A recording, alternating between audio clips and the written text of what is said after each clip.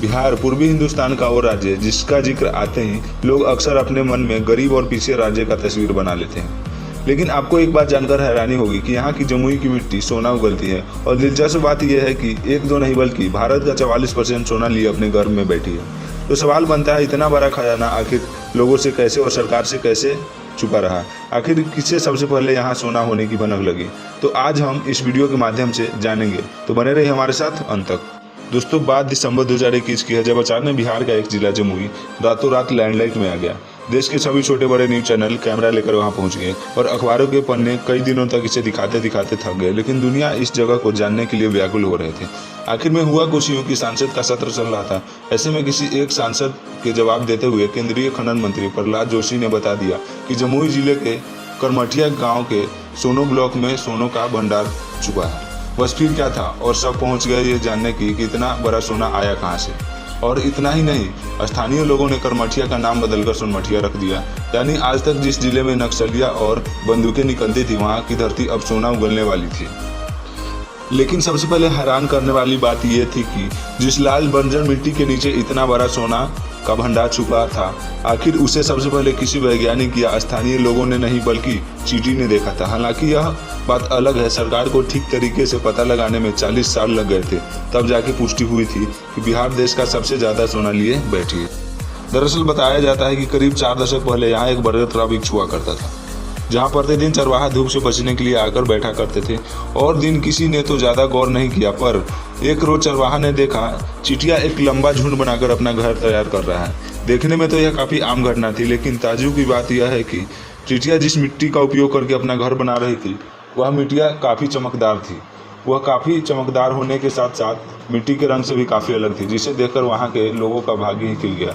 कहा जाता है कि ये धातु के कणों को काफी दिनों तक इकट्ठा किया गया और सोनार के पास ले जाकर बेच दिया गया, जिससे उन्होंने खूब पैसे कमाए। और साथ ही माना जाता है कि जिन सोनों के कणों को बेचा गया उनकी क्वालिटी ए ग्रेड की थी।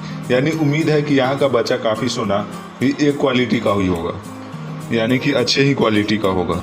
यहाँ पर मौजूद सोने की दास्तां को महाभारत काल से भी जोड़कर देखा जाता है। ऐसी मान्यताएं हैं कि महाभारत काल में राजा कर्ण मुंगेर के कर्मचौर में 1.25 मन सोना दान किया जाता था। और वह सोना जिसे दान किया जाता था वो और कहीं नहीं बल्कि जमुई की सोनो ब्लॉक से जाया करता था। हालांकि यह सच कितनी सच और कितनी फसाना है आज तक किसी को नहीं मालूम है, क्योंकि स्थानीय स्तर पर जितनी मुंह उतनी बातें। कोई कुछ और बताता है तो कोई कुछ और। लेकिन एक बात सच है कि कुछ दशक पहले सोने का खजाना का राज ज्यादा दिन तक राज नहीं रह पाया और यह बात जंगल में लगी आग की तरह पूरे इलाके में तेजी से फैल गई। जैसे ही चमकीली धातु वाली बात प्रशासन के कानों तक पहुंची तो अधिकारियों के कान खड़े हो गए। मीडिया में छपी खबरें बताती है कि 1982 से 1986 तक यहाँ सरकारी हमला एक्टिव रहा। सबसे पहले इस जगह को उन्होंने प्रतिबंधित घोषित कर दिया और स्थानीय लोगों को यहाँ से दूर रखा गया। तब जाकर जियोलॉजिकल सर्वे ऑफ इंडिया के टीम ने यहाँ खुदाई की, लेकिन पता चला कि सोने की खुदाई में की जाने वाली खर्च काफ़ी ज़्यादा होगा और यहाँ मौजूद सोने की काफ़ी गहराई में पाया जाएगा और कम मात्रा में है। यह घाटे का सौदा होगा और फिर इसे टाल दिया गया। मगर साल 2020 आते आते अप्रैल के महीनों में GSI एक बार फिर एक्टिव हुई और जमीन की ऊपरी सतह का नमूना इकट्ठा किया, जिसके बाद एक फाइनल रिपोर्ट तैयार की गई और भारत सरकार इस कंक्लूजन पर पहुंचे कि भारत का 44% सोना जमुई के सोनपठिया गांव में है। वहां के लोगों का मानना है कि इस जगह को सोनो होने का रेलेवेंस अब पूरे तरीके से प्रूफ हो गया है। बस उस वक्त का बेसब्री से इंतजार है जब यहाँ से सोना निकालने की प्रक्रिया शुरू की जाएगी।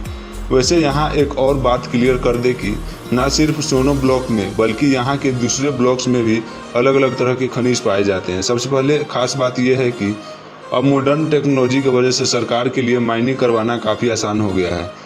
इससे संभावना और बढ़ गई है कि गोल्ड की माइनिंग में अब और ज़्यादा वक्त नहीं लगेगा और यहाँ जल्द से ही सोने का खनन किया जाएगा।